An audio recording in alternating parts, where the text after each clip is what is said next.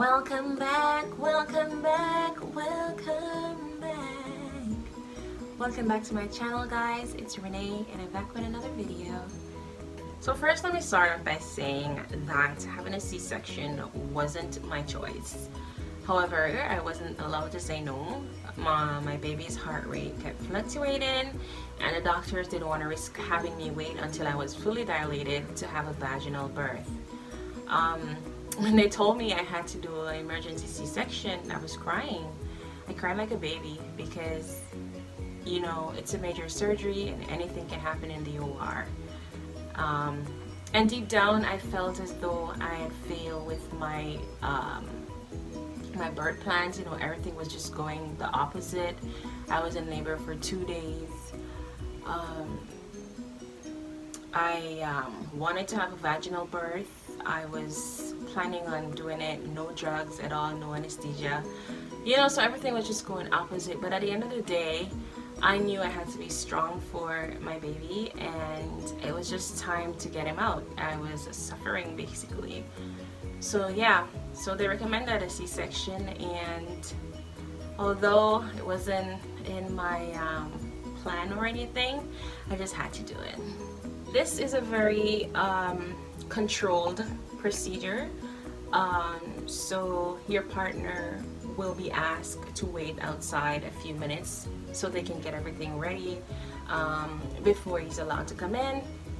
And you know, basically he has to wear their hospital gowns, a mask on his face, his shoes has to be covered, and his head has to be covered also.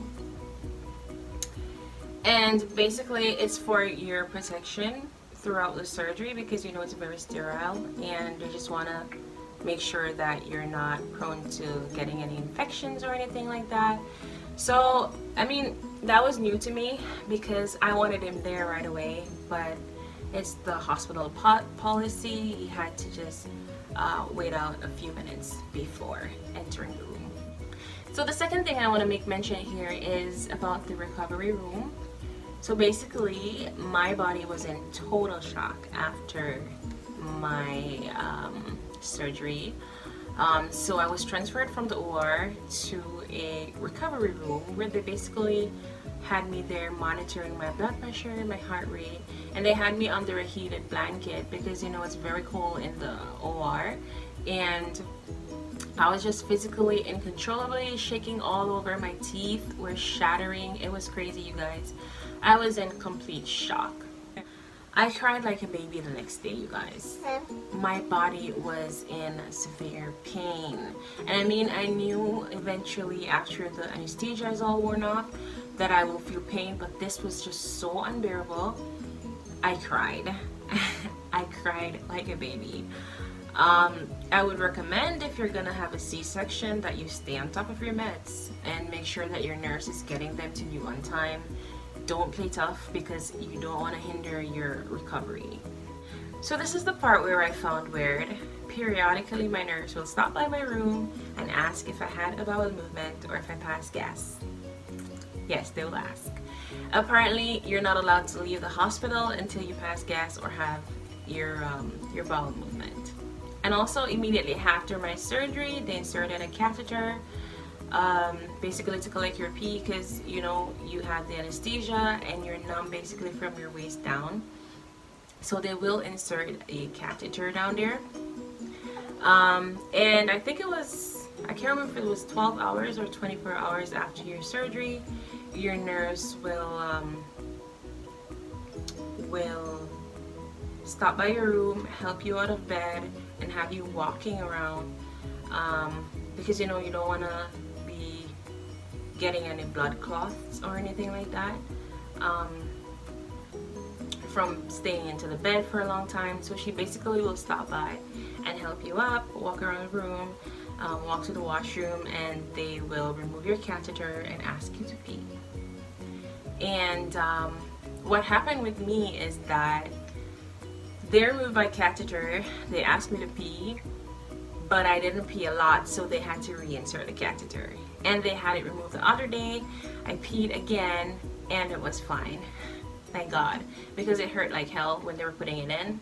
The first time they did it, I didn't feel it, obviously, because I was under anesthesia and it was directly after my surgery. I didn't even know that I had a catheter in until the next morning when I saw it there, hanging on my bedside.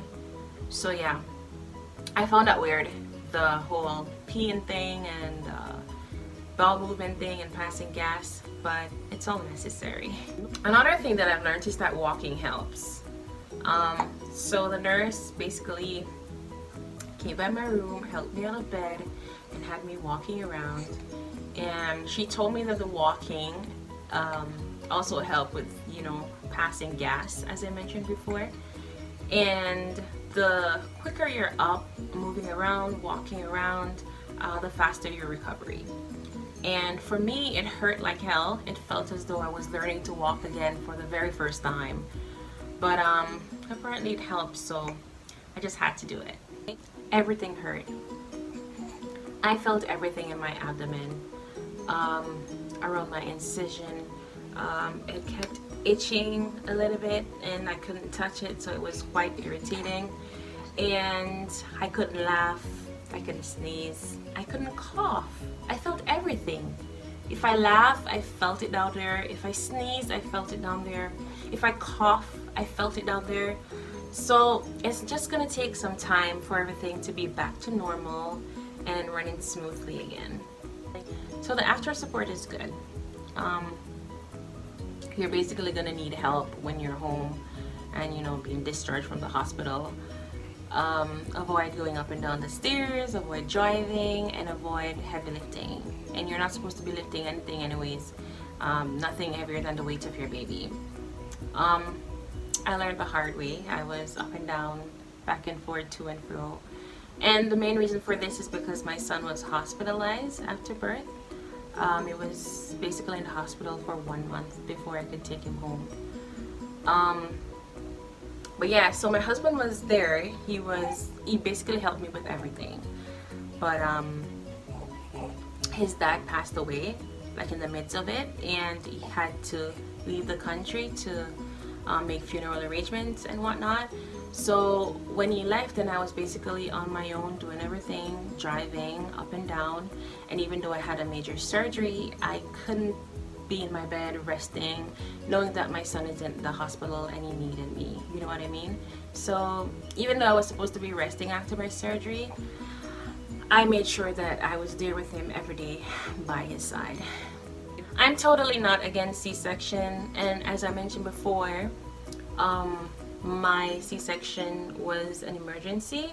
I didn't have it planned, I didn't have it in my intention, but I'm totally not against it.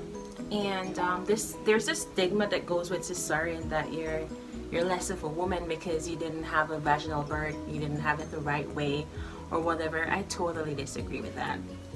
And my experience, like look at me, if I didn't have a cesarean done, like I probably wouldn't have my son here with me today. You know, they basically told me that they can't guarantee his safety as I wait for being fully dilated, you know what I mean? So it was just, I just had to do it right away. But yeah, if there's anyone out there who's planning to get a cesarean done, or if you've had it before, then good luck and stay strong. You'll get through it. Please comment down below if you've had a C-section or if you're planning on having one done. I want to hear your story. My experience was, I don't even want to talk about that. Like, my pregnancy wasn't bad. I didn't have any, I wasn't nauseous or anything. I didn't have any morning sickness. I didn't have any problem, but my labor, like, that was just horrible, and the pain was just so unbearable. I don't even want to talk about that. But shout out to all mothers, shout out to all pregnant women out there. Like, you know, stay strong. Pregnancy is not a bed of roses. It's not all peaches and cream like some of you guys may think. It's a whole lot, and we go through a lot as women, but thank God for making our bodies so powerful. So please comment down below. I want to hear your story. Please like, comment, share, and subscribe. Until next time. Zayn, do you want to say hi? Say hello. Say hi. Okay guys, I'm out.